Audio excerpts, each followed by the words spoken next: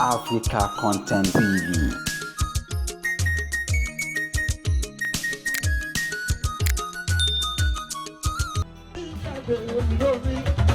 Lẹ́yìn àwọn ẹlẹ́lẹ́gbẹ̀, ọ̀tún ní sunkún lórí ọmọ Wàsíù mọ́ o. Ó tàwọn tó kù, wọ́n á ṣe ṣe nígbà fún ẹ̀jẹ̀. Òdìdẹ́ lórí ọmọ Davido. Gbogbo wa ló kí ẹ Wàsíù àgbẹ̀. Onímọ̀ ẹ̀yọ́ bá yọ ẹ̀ẹ́dà, òmùgbà máa yọ òru wọn. Aṣèwádìí kọ̀ọ̀rọ̀ àtúnṣe wọn ní gbàgbà. Aṣèwádìí kọ̀ọ̀rọ̀ àtúnṣe wọn ní gbàgbà.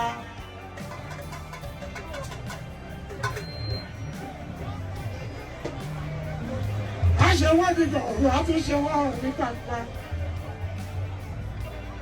Láti kékeré láti ṣe ọ̀rẹ́ wa, kò kú òdì ní ìpamọ́, òun náà ló tún fi lọ́mọ ẹ̀ lọ́wọ́. Ọmọkùnrin àgbà kò kí ẹ̀ ní ìyẹn. Àdúrà ẹ̀ á gbà ọ́. Aláàjì ikú àgbà ọmọ mi kọ́. Ṣé ń tíṣẹ́ mi fún owó ẹ̀ nígbà gbogbo? Ikú àdúgbò náà lọ́wọ́ ẹ̀ àbí ẹ̀ṣẹ́. Ó ti jèrè ayé, ó ti jẹ lórí ẹ̀mọ́ kò ní dojúrú. Èyí bá láwọn fẹ́mi náà, Àyìndé Wàsíù àtẹ̀yìn. Kò ní bàjẹ́ lọ́rùn àbí ẹ̀ṣẹ́. Àtijọ́ ń ṣe ẹ̀bọ̀ láti kékeré. Ọmọ ògùn Àyìndé.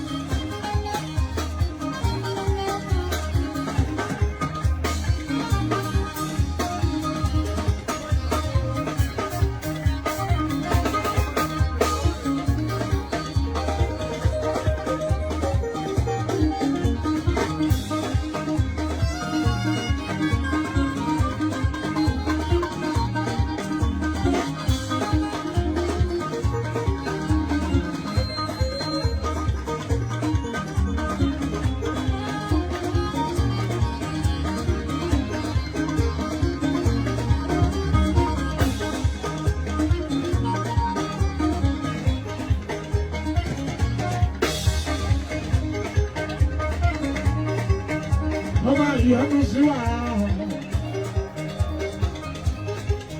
ọkùnrin ayanu sí wa, obìnrin ayanu sí wa o.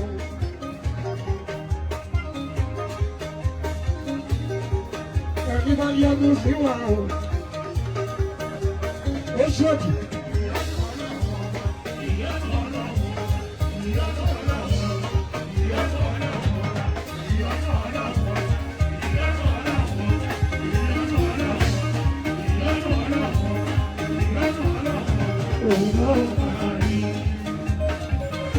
Hallelujah. Ọba Kamila Mawolo. Hallelujah. Ọ̀pọ̀ wọlé. Báwo lè mọ́ra àpá ọlọ́ọ̀tọ̀ ọba lórí mi?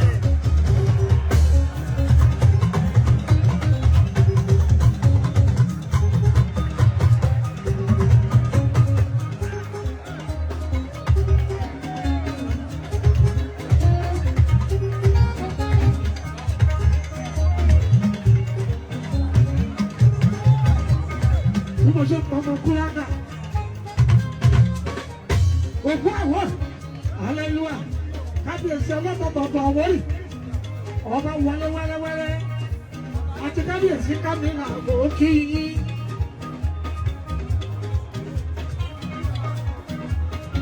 Aleluya olùwàgbé èdè wàásù òṣè president òkèké onípamọ́ èèyàn tó fún àwọn òkè ẹ̀kí rẹ́gàdà.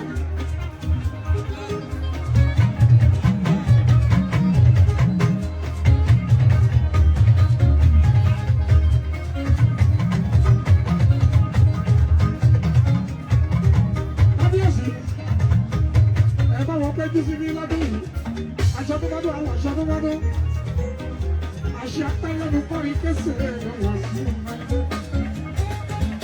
àárín yìí lójoojúmọ́ báyìí àárín èyí àtàwọn aláyà onígbàjọ́ náà àwọn ẹ̀ṣẹ́ ọlọ́tọ̀ọ̀tọ̀ Àwórì aláàbá fi lọ́ba ń pa wà sí ìmọ̀lẹ́ abojúbọ̀ pamọ́ta ń pa wà sí ìmọ̀lẹ́. Àwọn obìnrin ọmọ bọ̀ ọ́ àwọn ọmọ bí ojú ẹ̀bí ẹ̀dá bí.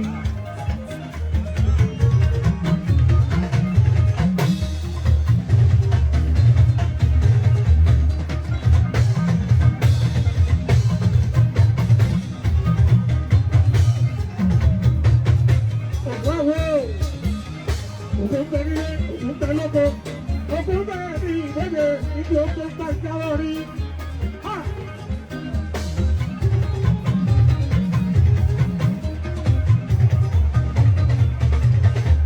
Ẹni bá yọnu sí wa, ìyanu Ọlọ́run, ìyanu Ọlọ́run, ìyanu Ọlọ́run, òun ọ̀sán rí.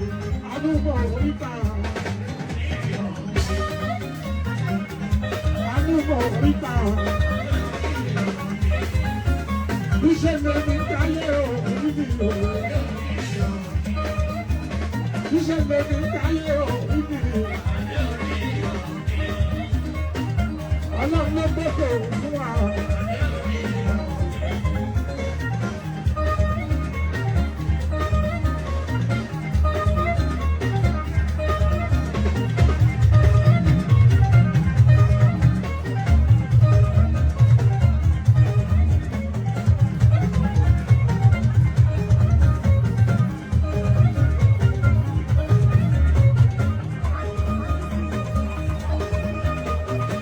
Aleluya, ari tete, etinu, ayi beti bani,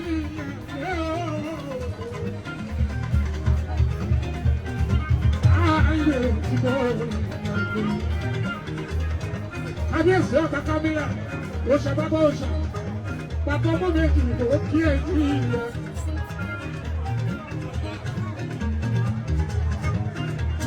Alábà ìyọ̀dá ń ta àwọn fún ẹ̀yọ́. Adìyẹ sí ìgbà tẹ̀lé.